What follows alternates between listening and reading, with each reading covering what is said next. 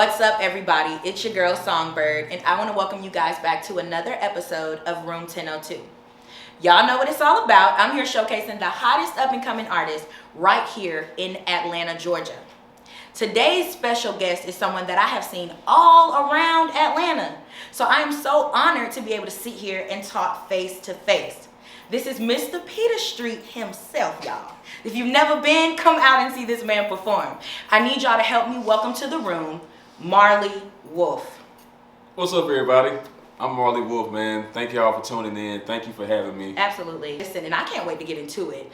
I love what you're doing. I've seen you at Peter Street. I've seen you doing your live thing. I've seen you doing the covers. But I'm really excited to talk to you today about what you're doing in your own music career, your life here in Atlanta, you know, just all of that. So I'm going to start you off with a question that I ask all of my artists.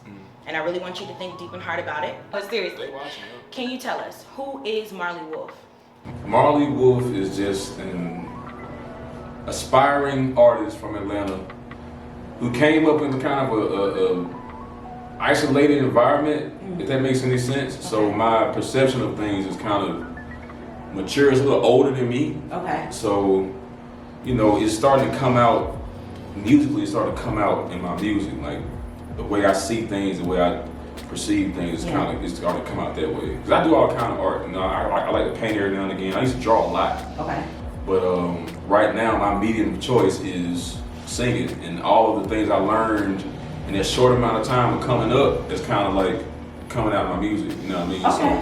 So I can be very introspective, honestly, but I think the stories I decide to tell are stories that a lot of people can relate to, so it makes sense. That's what we need more of in music.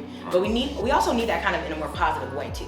So I can say that I did get the opportunity to listen to your project, and I want you to tell me, before we get into the project, can you talk a little bit about your musical background? Because you said that you have all these different artistic abilities, but you're mainly focusing on music.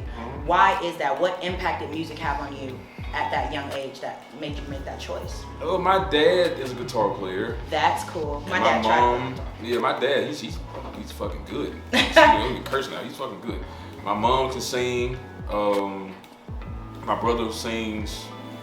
It's kind of, I mean, as corny as it sounds, I was kind of like built to do this. Like, I love that. But on top of them being musicians themselves, they also got like almost opposite taste in music. I love that. So I'm in the crosshairs, so I got both. My dad's a Jimi Hendrix, Bob Marley. I'm named after Bob Marley, technically. Okay. So like the Bob Marley, the Jimi Hendrix, the Miles Davis. And then my mom is BB and CC Winans. Yes, come on now. Anita Baker, that kind of thing. So I'm caught every day. It's like I'm caught in the crossfire with that. So my spectrum as far as music is very broad. Right. So it kind of like when I do music myself. And that's not even talking about the artists who I found on my own.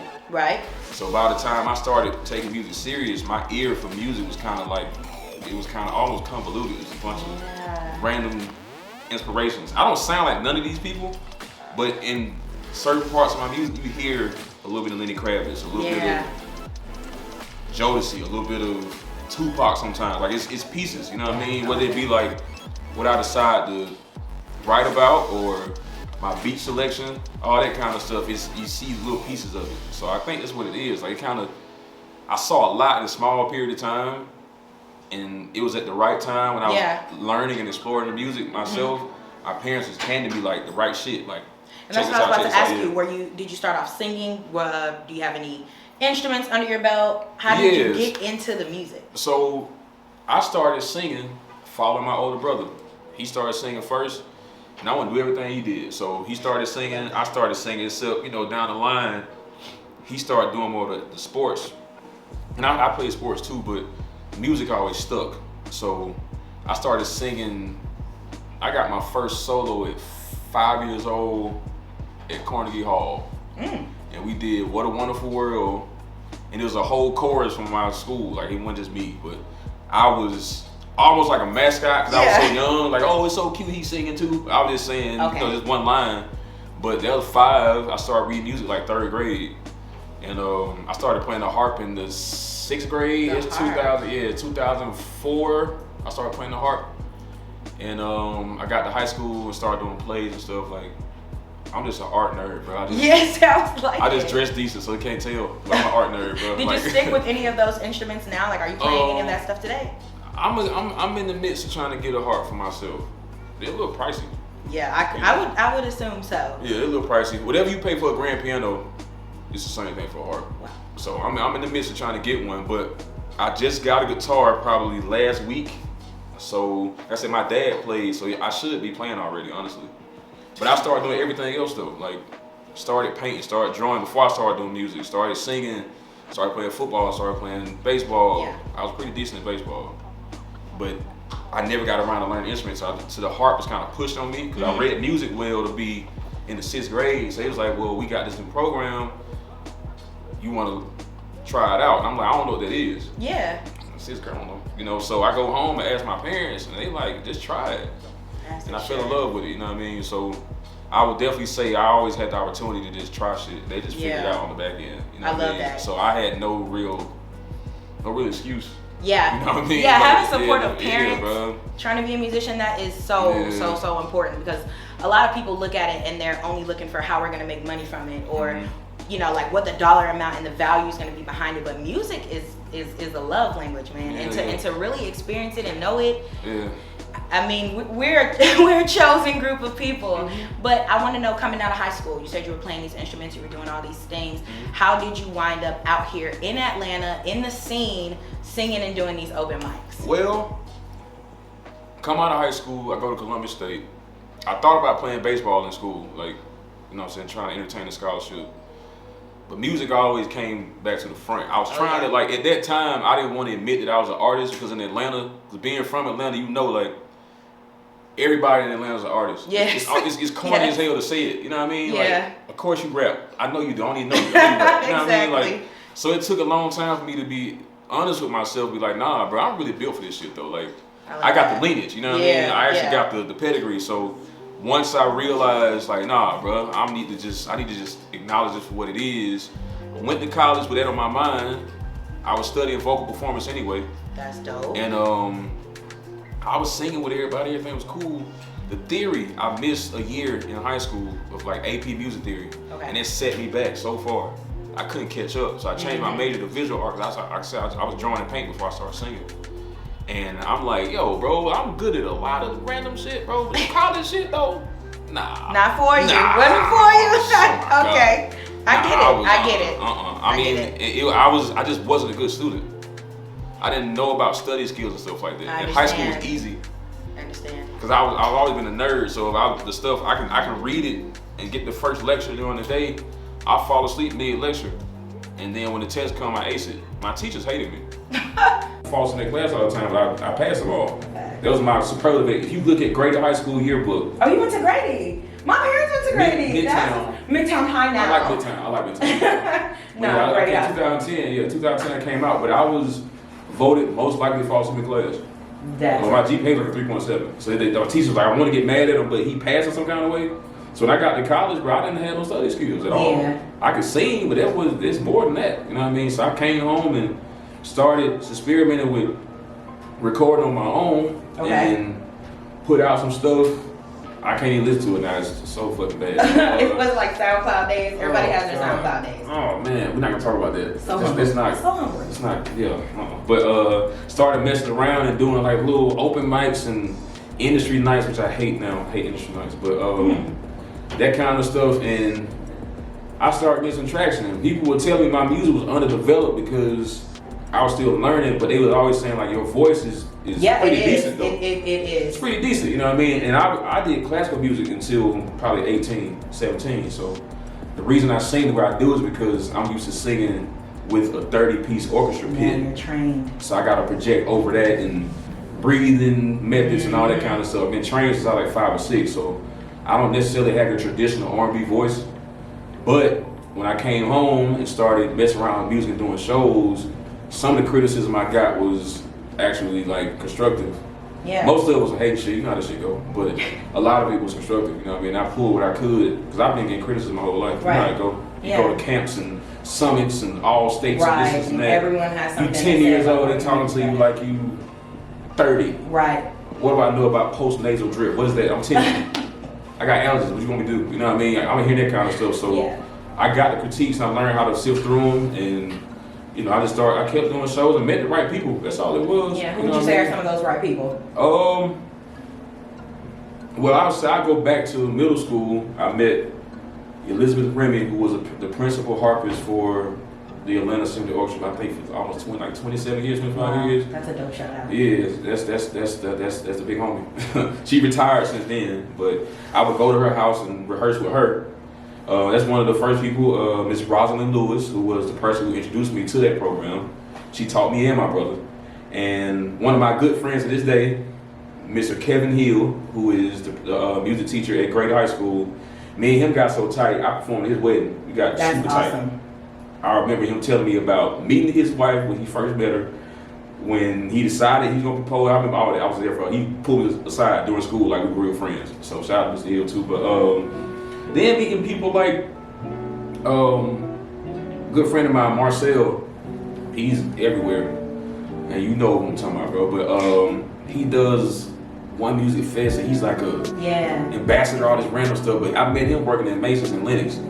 And we started recording together on the humbug, and he told me, "Hey, bro, I heard they doing this jam session at Peter Street. You need to go." And this is how you became Mr. Peter Street. Yeah, that's really heavy. I can't. That's really heavy. That's heavy, man. But he was like, "You need to go to Peter Street and go perform." I'm like, "All right, but you rap, bro. Why you don't go?" He's like, "But it ain't for me. It's for you.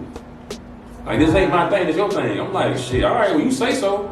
And then I've been going ever since. You know what I mean? And I made a lot of other connections with different people. The right people as well from going down there, but I think meeting Marcel and me and him getting cool, you know, for a fact, he can call him anything, bro, because, you know what I'm saying, Peter Street kind of pushed me to, I actually get paid gigs now. That's awesome. Like, I was gonna ask that. Where has your career gone since kind of stepping out there and doing those open mics? Because this Atlanta music scene, sometimes we can get caught up in the West Side. I've seen a lot of people who I only have seen in the West Side gigging, but I've also seen people out doing corporate gigs, singing at weddings, like you said, and different things like that. So I wanted to know if those opportunities are actually helping people. Like, are people coming out of like Peter Street and Gallery 992 and really getting into other stuff? I've seen it personally.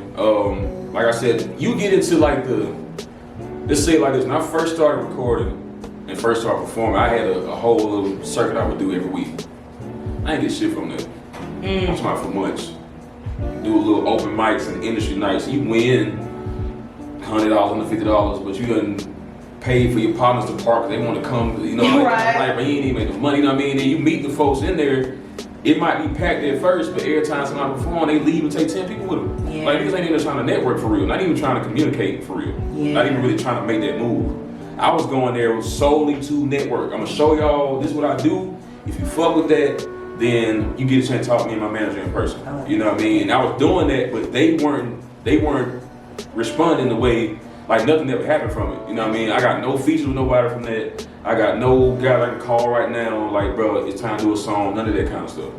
It just was like, niggas want to feel like celebrities already. So they come in 10, 15 deep, you look like you somebody, you know what I mean? But y'all go outside, y'all gotta figure out who gonna pay for what to get the section. Like, bro, I can't do that, man. That ain't my thing. Well, I can say that, you know, from the very first time that I heard you at Peter Street to now, voice has definitely matured, musicality has matured, and I actually had the opportunity to listen to your latest project, and I can honestly say that it was a very, very, very dope project, like top to bottom.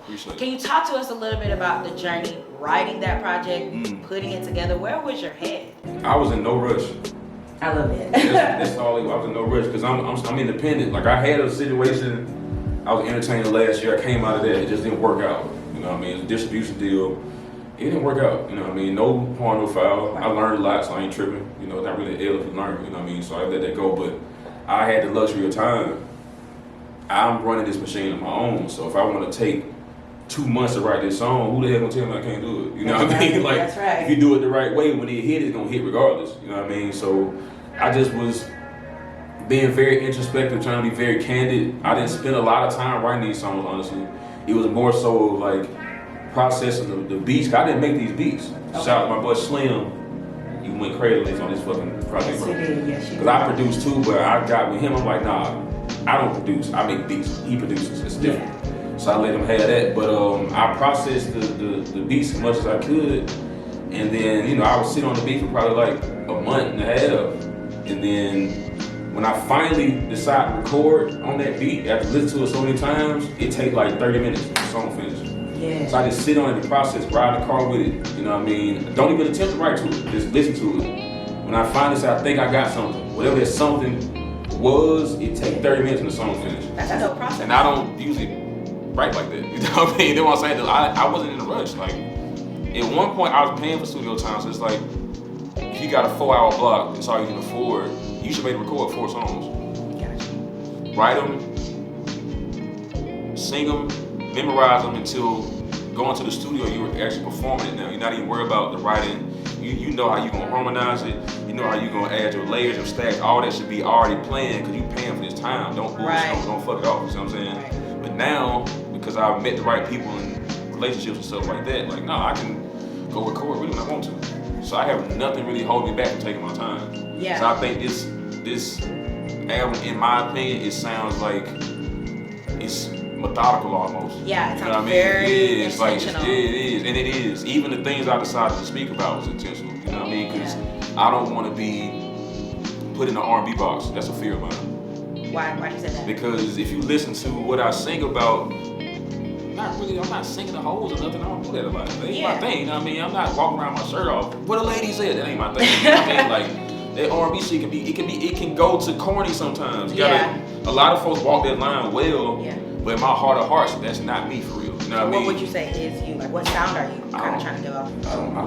I don't know. I always say it's not for me to say. I think the audience should dictate what they think should be called. I think it's arrogant to title yourself, you know what I mean? Like, I don't consider myself a singer. I'm an artist, bro. I just do all, you know what I'm saying? I might get up and airbrush tomorrow. I don't know. Absolutely. You know what I mean? But I think if you listen to what I just released, the things I'm speaking on is really like, if I could rap, I would did that. I just don't rap. You know what I mean? My medium is my vocals, but I touch on a lot of introspective concepts that people, grown people who are trying to do something for real, they think about the kind of stuff. Absolutely, because a couple of those songs hit. I mean, I appreciate it. They hit me for sure. Definitely. I appreciate it. Which one? Real Kill. Okay. For sure. Okay. For sure. Okay. But what I do want to know, honestly, is any of the music like catered to or dedicated to anyone? Like, was any one song about anyone in particular? Or, you know, because I saw this marketing thing you're doing where you're using your songs and you're kind of like putting them out with your different reels and videos and kind of sitting down talking about them. Yeah, you know what I'm saying. I'm like fucking. I'm in love right now, so yeah. I love that. Yeah, it's some of that in there for sure. But a lot of it is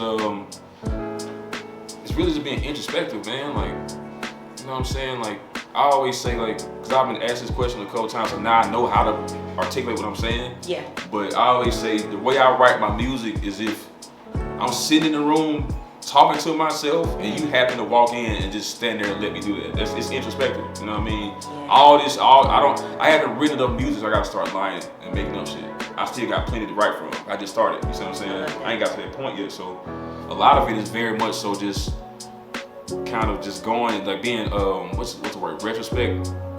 That's the word, right? Yeah. In retrospect, you're thinking like in the past, how I look at it now versus at the moment, so.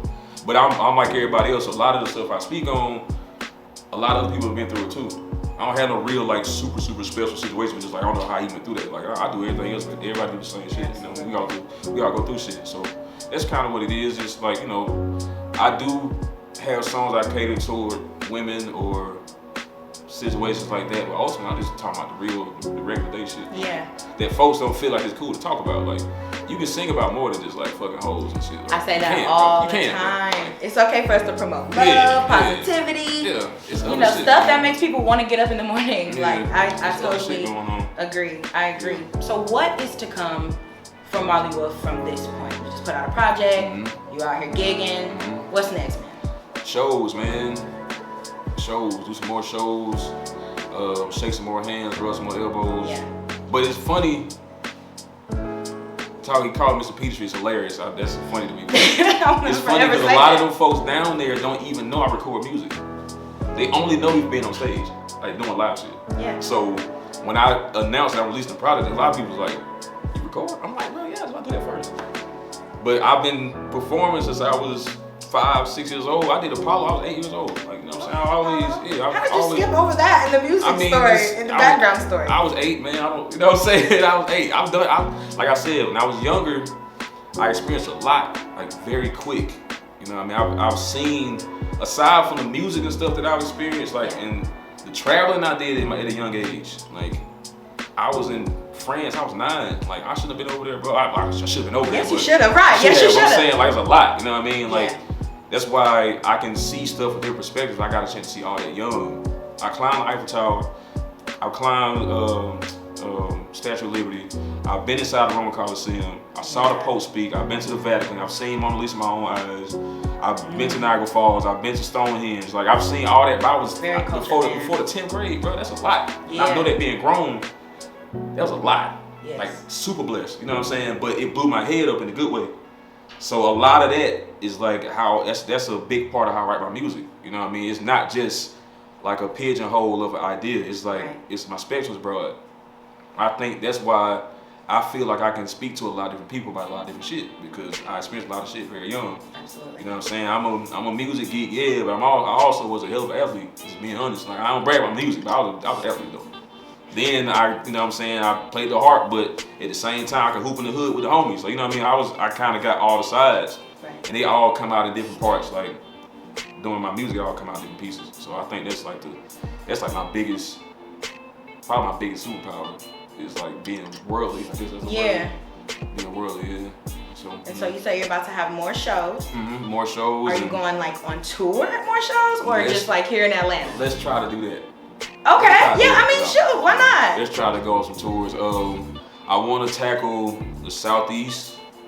I've done some shows outside of the state before, you know what I mean? But the actual orchestrated tour, it's gonna be fun to put that together. Yeah. You know, it's gonna be fun. I was always apprehensive about it because I wasn't sure if the projects I put out in the past were strong enough to carry that. But I think this project I just released, I think it's strong enough to carry that. I don't feel the same way I felt about the other stuff I did. This is different. This is a different project.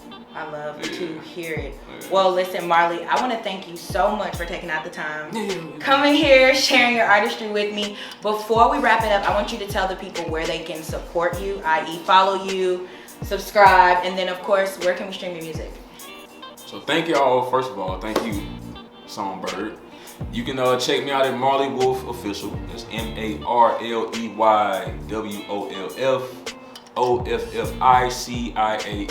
on everything. Spell the champ. Hey man, I actually did. I didn't say that. I'm messing with you. But yeah, follow me at Marley Wolf Official, Instagram, Facebook. My YouTube is out of date, and that's my bad. I'm working on that, getting the visuals together as we speak. But my Instagram right now is my headquarters. I have a link tree pretty much in my link, in my bio. Everything you need to see, the interviews I've done in the past, the live performances that were worth seeing again at least. The link to my music, all the stuff is there. And just thank y'all for the support, man. Like I'm getting a lot of good criticism, I guess. Is it criticism if it's good? Feedback. You can call it feedback. Okay, call it feedback. Good feedback from this album. So I'm just trying to keep momentum going. Absolutely. So, and this is part of it, so thank you for having me. No, sure. Thank you. And y'all already know what I'm gonna say. Thank you guys so much for continuing to tune into Room 1002. Do not forget to subscribe to the channel, like the video, share the video, comment. Did you like it? Did you not? Does he need to take the hat off? I'm just playing. But seriously. I ain't do nothing with his hair. Don't do that. Don't do that. Don't forget also, if you guys know any artists who you think deserve to sit in this seat and have this opportunity, there is a link down below in the description box for the artist suggestion box. I say this every interview. I'm going to keep saying it. Somebody's going to do it one day and it is going to bless someone. So just think about it. Think about it. Well, Marley, once again, I just want to thank you so much for coming into Room 1002. And until next time, you guys. We'll stand up, man. Stand up. Yes, sir.